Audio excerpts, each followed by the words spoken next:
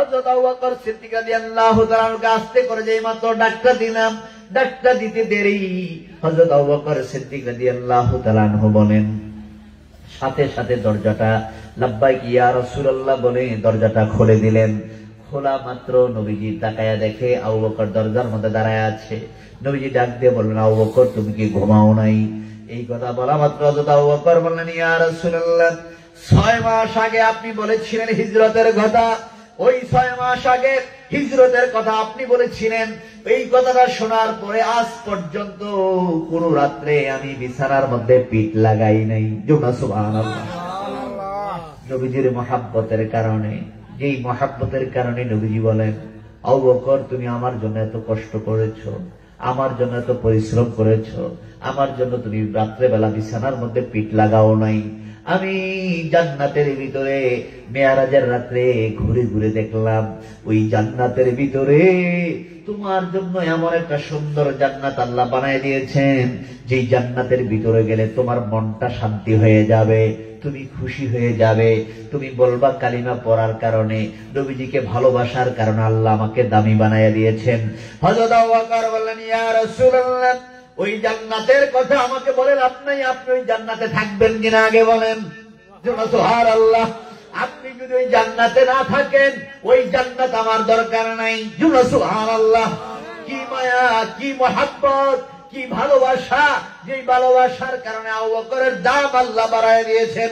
এই জন্য বলেন, আমার আবু বকরের দাম এত বেশি, আমার আবু বকরের মর্যাদা এত বেশি, আমার আবু বকরের ইমানের পাল্লা যদি এক পাল্লার মধ্যে যদি আমার আবু বকরকে রাখা হয়, এক পাল্লার মধ্যে কে হযরত আবু বকরকে যদি এক পাল্লায় রাখা হয়, আর আরেক পাল্লার মধ্যে যদি হযরত আবু বকরের পরে নবীজি ফরমান আমার সকল উম্মতকে যদি আরেক পাল্লায় রাখা হয়, দেখা যাবে আমার আবু বকরের পাল্লাটা সকলের চাইতে ভারী হয়ে যাবে। সুবহানাল্লাহ।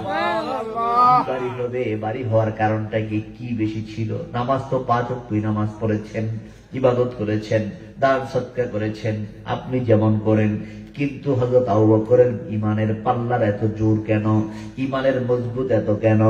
আমাদের বর্তমানে দেখা যায় ইমানের পাল্লা কত দুর্বল। কি বল, ঠিক না বেটি?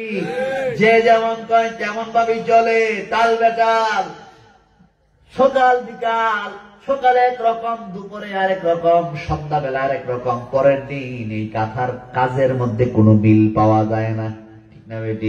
কিন্তু ওই জাহেলিয়াতের যুগে মক্কার জমিনে যখন নবীজি কালিমার দাওয়াত দিলেন, ওই সময় জাহেলিয়াতের বর্বরতার যুগে, ওই সময় আপনার নবী আমার নবীর ব্যাপারে হযরত আবু বকরের ইমানের যেই সাহস, ইমানের যেই সাক্ষী, যেই কথাগুলা হযরত আবু বকর বলেছেন, এই কথাগুলা বর্তমানে কোন মুসলমান এমন শক্ত কথা বলার মতো স্পিরিট নাই, আছে নাকি?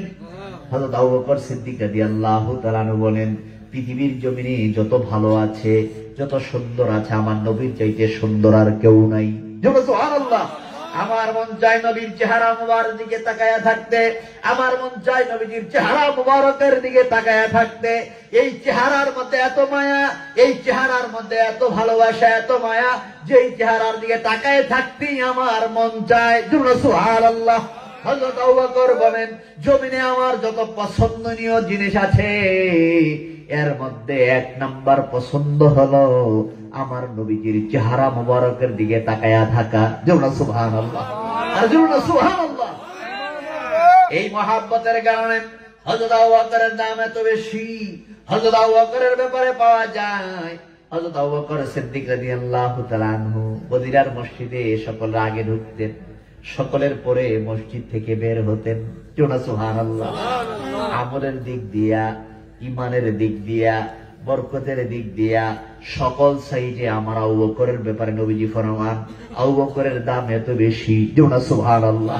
হযরত জিবরাইল আমিন বলেন, জান্নাতটা এত বড়, যে জান্নাতগুলো বান্দাকে আল্লাহ দান করবেন, ওই জান্নাতের ব্যাপারে জিবরাইল আমিন আল্লাহকে ডাক দিয়ে বলেন, আল্লাহ এত বড় জান্নাত গুলা তোমার বান্দা গুলারে দিবা, এই বান্দা গুলা কি জান্নাত গুলা শেষ করতে পারবে নাকি? মুসলিম বুখারী এবং মুসলিম শরীফের হাদিসের মধ্যে আছে, সর্বশেষে যিনি জান্নাতে যাবেন তার জান্নাতটা হলো 10টা পৃথিবীর সমান। কয়টা পৃথিবীর সমান? 10টা পৃথিবীর সমান, 10টা পৃথিবীর সমান। পৃথিবীটা কত বড়! মানুষ যখন বাংলাদেশ থেকে বিভিন্ন দেশে যায়, যেমন মক্কা মদিনায় গেলে 6, 7, 8 ঘন্টা পর্যন্ত লেগে যায়, বিমানের মধ্যেই লেগে যায়, মাত্র 6, 6.5 হাজার মাইল। এরপরে যদি এশিয়া ছেড়ে যদি ইউরোপের মধ্যে আমেরিকা যায়, 24 ঘন্টা, 36 ঘন্টা, 40 ঘন্টা ঘুরেও মানুষ জায়গা মতো যায় পৌঁছতে পারে না। 2 দিন 3 দিন সফর করে এরপরে যায় আরেক দেশে যায় ল্যান্ড করে। আর আল্লাহ রাসূল সাল্লাল্লাহু আলাইহি ওয়াসাল্লাম বলছেন, সর্বশেষে যিনি জান্নাতে যাবেন তার জান্নাতটা হলো 10টা পৃথিবীর সমান। কয়টা পৃথিবীর সমান? শোন, কয়টা পৃথিবীর সমান? এখন এটা কিভাবে ঘুরে শেষ করবেন? জিবরাইল আমিন বলতেছেন, হুজুর এত বড় জান্নাতটা কি ঘুরে আপনার উম্মতরা কি শেষ করতে পারবে? এমন সময় নবীজি বললেন, নবীজি বলতেছেন, জিবরাইল আমিন আল্লাহর কাছে বলছেন, আল্লাহ পাক বলছেন, ও জিবরাইল জানো আমার হাবিবুল্লাহ নবীর কিছু উম্মত আছে, তারা 24 ঘন্টা এমন জান্নাত ঘুরে ঘুরে দেখে। তো বলে কি ঘুরে দেখে এত বড় জান্নাতটা? এটা আবার কোন উম্মত? যাও মদিনা মসজিদে যাও, যিনি সবার আগে ঢুকে আর সবার পরে বের হয় তার কাছে যাইয়া জান্নাতের কিছু খবর লো। আর যেন সুবহানাল্লাহ। এমন সময় জিবরাইল আমিন আজকে আগে আইসা বসে রয়েছে মসজিদে নববীর মধ্যে। এখন জিবরাইল আমিন যখন আগে বসে রয়েছেন, আবু বকর সিদ্দিক রাদিয়াল্লাহু তাআলা সবসময় আগে আসেন। এখন আজকে মসজিদে ঢুকে দেখে হযরত আবু বকরের আগে কে জানি ঢুকে রয়েছেন। এখন আজকে সেকেন্ড হয়ে গেছেন। বলেন কখনো সেকেন্ড হই না, আজ কেন সেকেন্ড হইলাম? চুপ করে বসে রয়েছেন, কিন্তু যাওয়ার ক্ষেত্রে আমি সবার পরে। জিবরাইল আমিন এমন ভাবে বসে রয়েছেন, উনিও বের হয় না, আবু বকর সিদ্দিক রাদিয়াল্লাহু তাআলা এমন বসে আছেন। জিবরাইল আমিন তাকায় দেখতেছে উনি এমন ভাবে বসে আছেন, মনে হয় যেন বডি থেকে বেরই হবেন না। যেমন সুবহানাল্লাহ। কিছুক্ষণ পরে বুঝতে পারছেন আল্লাহ যার কথা বলছেন উনার কথাই মনে বলছেন। তাহলে জিবরাইল আমিন তাকায় দেখতেছে উনি তো আর কেউ নন, তিনি হলেন নবীজির প্রথম খলিফা হযরত আবু বকর। কারণ জিবরাইল আমিন তো সবসময় নবীজির কাছে আসছেন, 24,000 বার আসছেন। যেমন সুবহানাল্লাহ। আবু বকর চিনেন, আবু বকর তো বসা। এখন আল্লাহ আবু বকরের কাছে গিয়া অন্য একজন মানুষের স্বরূপ ধরে গিয়ে আবু বকরকে সালাম দিয়ে বললেন, ভাই আবু বকর, হযরত জিবরাইল আমিনের ব্যাপারে আপনি কোনো বলতে পারেননি? জিবরাইল আমিন এখন কই আছেন? যেমন সুবহানাল্লাহ। জিবরাইল আমিন কোথায় আছেন আপনি কি বলতে পারেন? মানে জিবরাইল আমিনই প্রশ্ন করতেছেন যে জিবরাইল আমিন কোথায় আছেন, বলতে পারেন? আবু বকর সিদ্দিক রাদিয়াল্লাহু তাআলা আনহু চক্ষু বন্ধ করছেন, চক্ষুটা খুললেন, আবার বন্ধ করছেন, আবার খুললেন, 3 বার বন্ধ করছেন, 3 বার খুলছেন। খুলে বলতেছেন, যিনি আমাকে প্রশ্ন করতেছেন উনি হইল জিবরাইল। যিনি আমারে প্রশ্ন করছেন উনি কে? উনি হইলেন জিবরাইল। এই কথা বলা তো জিবরাইল আমিন আশ্চর্য হয়ে গেছেন। বলেন কি, আপনি কিভাবে বলছেন? প্রথম চক্ষুটা বন্ধ করে 7 আকাশের উপরে সিদরাতুল মুনতাহা ফেরেশতাদের যেই বর্ডার, এখানে তো জিবরাইল আমিন থাকবেন। এখান থেকে কান পেতে পেতে আল্লাহ পাকের হুকুম শুনবেন, শুনে জমিনে নিয়ে আসবেন।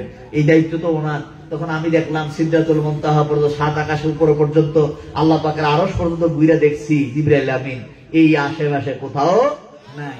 এরপরে চক্ষু আবার খুইলে আবার বন্ধ করছি, দেখি জান্নাতের দিকে খেয়াল করে দেখি জিবরাইল জান্নাতের আশেপাশে আছে কিনা। এমন সময় জান্নাত গুলা ঘুরতে আল্লাহ পাকের 8টা জান্নাত ঘুরলাম। কয়টা জান্নাত? 8টা জান্নাত ঘুরলাম। ঘুরে দেখি জান্নাতের কোথাও জিবরাইল আমিন না। এরপর আবার হইলা আবার গেলাম, দেখি আবার জাহান্নামের আশেপাশে গেছেন কিনা। তখন আবার চক্ষু বন্ধ করে 7টা জাহান্নাম ঘুরে দেখলাম ওইখানেও জিবরাইল আমিন নাই। যখন কোথাও নাই তখন বুঝলাম পারছি আমার সামনে যিনি বসা উনি জিবরাইল। আমার সামনে যিনি বসা উনি কে? উনি জিবরাইল আমিন। জিবরাইল আমিন আশ্চর্য হয়ে গেছেন। আমি মনে করছিলাম এত বড় জান্নাত কে দেখবো, এই জান্নাত ঘুরে কেমনে দেখবো? আর এই যে মুহূর্তের ভিতরে জাগাত বইসা, মুহূর্তের ভিতরে জান্নাত গুলো ঘুরে দেখে আইসা বলতেছে উনি জিবরাইল। সুবহানাল্লাহ। নবীজির ভালোবাসার কারণে দাম কি কমছে না বাড়ছে? সবার দাম কমছে না বাড়ছে? আল্লাহ পাক বলেন আল্লাহর বন্ধু যারা হয়ে যায় তাদের দাম আল্লাহ বাড়ায়া দেয়। এই জন্য আল্লাহর বন্ধু যারা হয়ে যাবে তাদের সাথে তোমার সম্পর্ক রাখো, তাদেরকে তুমি ভালোবাসো, তাদের সংস্পর্শে বসো, তাহলে তোমার মর্যাদা আল্লাহ বাড়ায়া দিবেন। যদি তাদের দুশমনী করবা, আল্লাহর নবী ফরমান মান আদালি ওয়ালিয়ান ফাকাদ আযানতুহু বিল হারব। আমার ওলির সঙ্গে যারা দুশমনী রাখে আমার নবীর আমার ওলির সঙ্গে যারা দুশমনী করবে তারা যেন আমি আল্লাহর সঙ্গে যুদ্ধ ঘোষণা করে। কি ঘোষণা করে? এখন আল্লাহর লগে যুদ্ধ করে কি বান্দায় পারবো? আল্লাহ হলেন স্রষ্টা, আমরা হইলাম আল্লাহর কি সৃষ্টি। আমরা কি আল্লাহর কি সৃষ্টি? আল্লাহ আমাদেরকে সৃষ্টি করেছেন, আল্লাহ স্রষ্টা। এখন সৃষ্টি হইয়া যদি আল্লাহর সঙ্গে যুদ্ধ করতে যায়, তাইলে কি তার মতো বেকুব কি আর কে আছে কেউ? তার মতো বেকুব আর কেউ আছে? তার মতো বেকুব আর কেউ হইতে পারে না। আল্লাহ পাক বলে, বান্দা আমি তোমারই বানাইছি, আমি সৃষ্টি করছি এবং আমার তোমারে আমি দুর্বল করে বানাইছি। আল্লাহ আমাদের কি করে বানাইছেন? সবাই আল্লাহ আমাদের কি করে বানাইছেন? দেন না, এখন একটু শীত করছে, আমরা কত রকমের কাপড় পরে সবাই আইছি, ঠিক না? এখন একজন যদি যারা এখন যে আমি তো শীত টিট মানি না, আমি শীত মানি না, এখন আপনি গরমকালে যেভাবে পাতলা গেঞ্জি, যেভাবে লুঙ্গি গেঞ্জি পইরা যেভাবে হাঁটেন, একটু ভালো করে একটু খালি জায়গার মধ্যে একটু হাইটে আসেন, কতক্ষণ পরে দেখা যাইব আপনার আত্মাও সর্দ হইয়া কাটিয়ে হয়ে থাকবেন, দুজনকে ধরে না আমরা তেল মেল মালিশ করে আবার গরম করা লাগবো, কেউ ঠিক না? এখন কি ফুটানগিরি চলবো ওই জায়গায়? কারণ আমরা কি দুর্বল, আমরা কি শীত আইলে আমরা কাবু হয়ে যাই, আবার গরম পড়লে আমরা আবার সতেজ হয়ে যাই। আমরা আরে কি গরম পড়ছে রে, সহ্য হয় না, কাপড় রাখতে পারি না, কি গরম লাগে।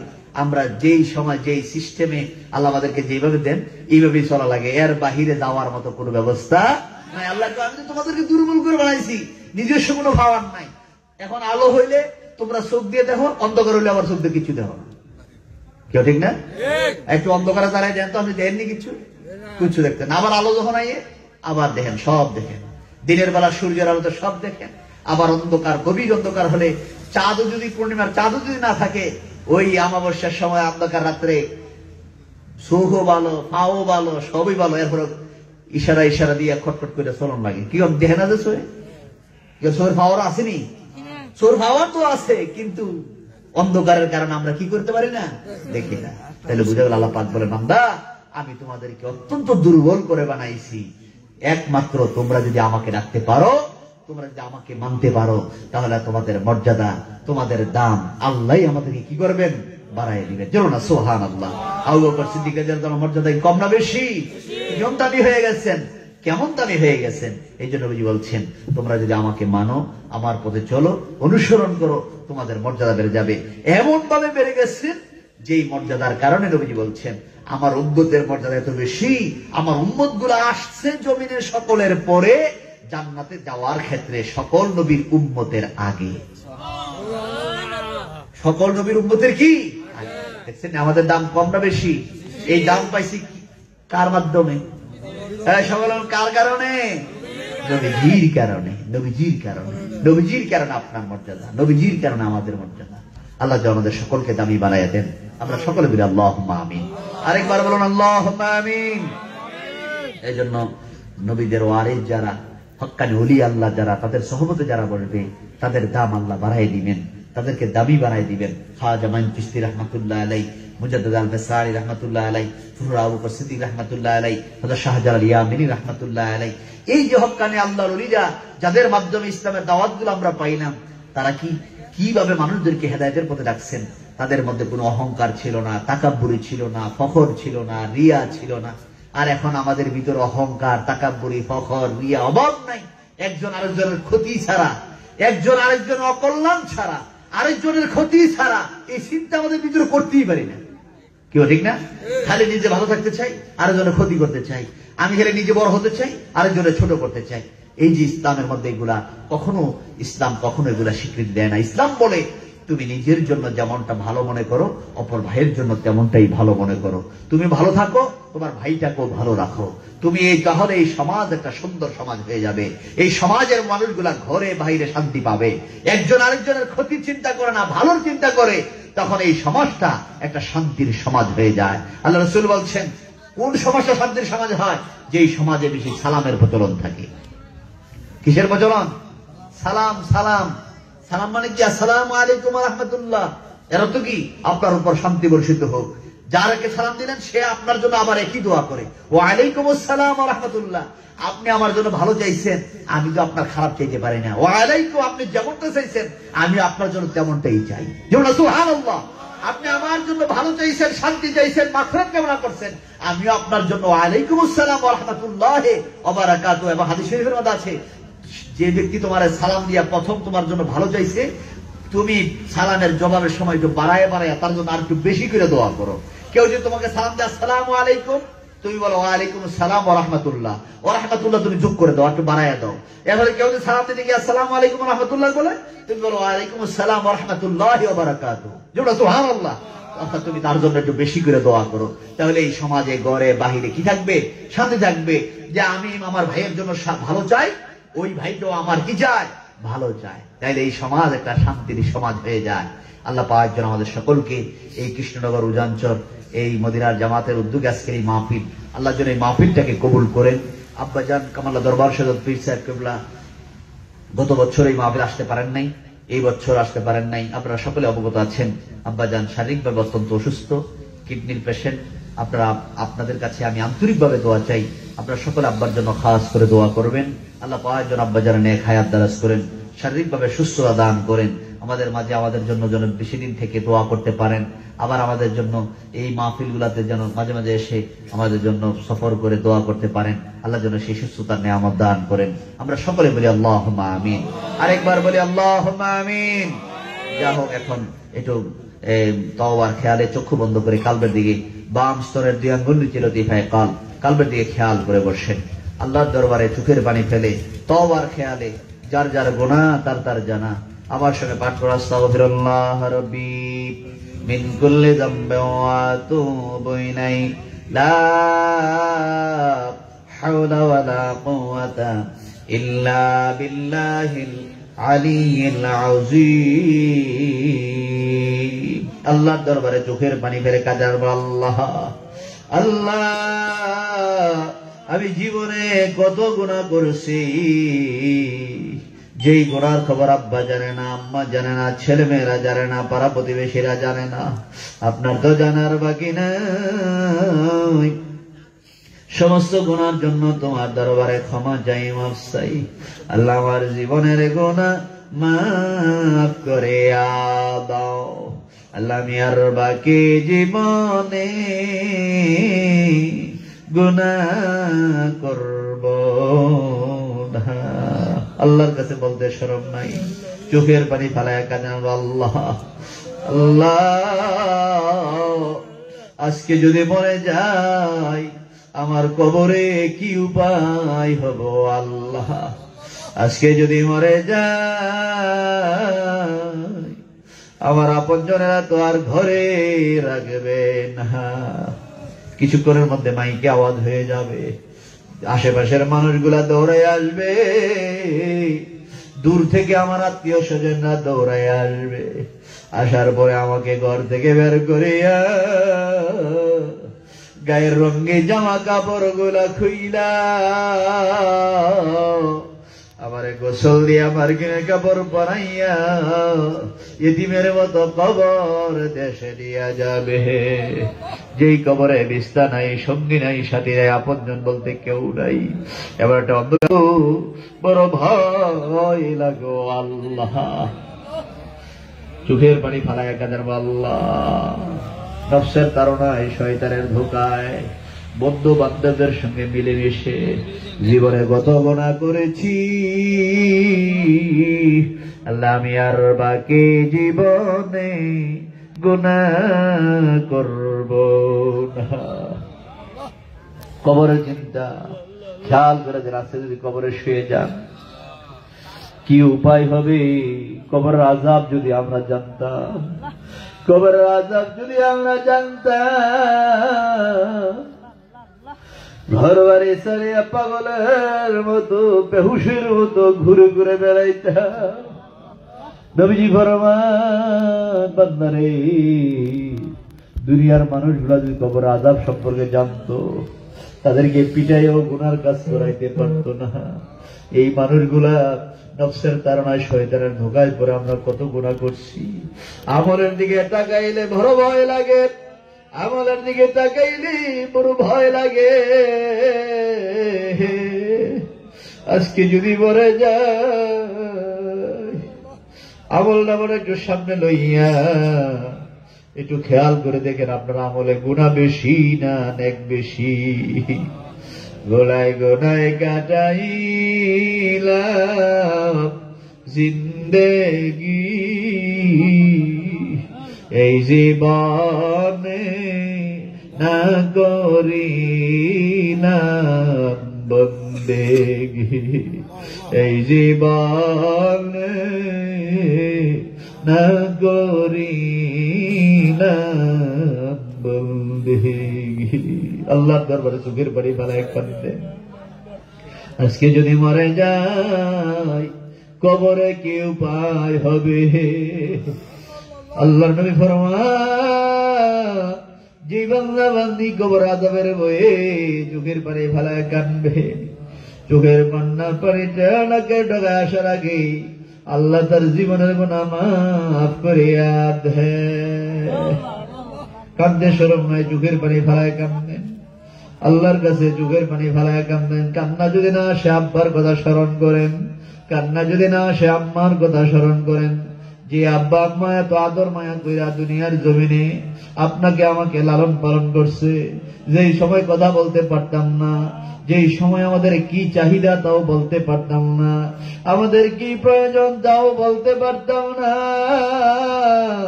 ওই অবস্থায় আমাদেরকে আদর মায়া কইরা আমাদের আব্বা আম্মা অন্ধকার কবরে শুয়ে গেছে।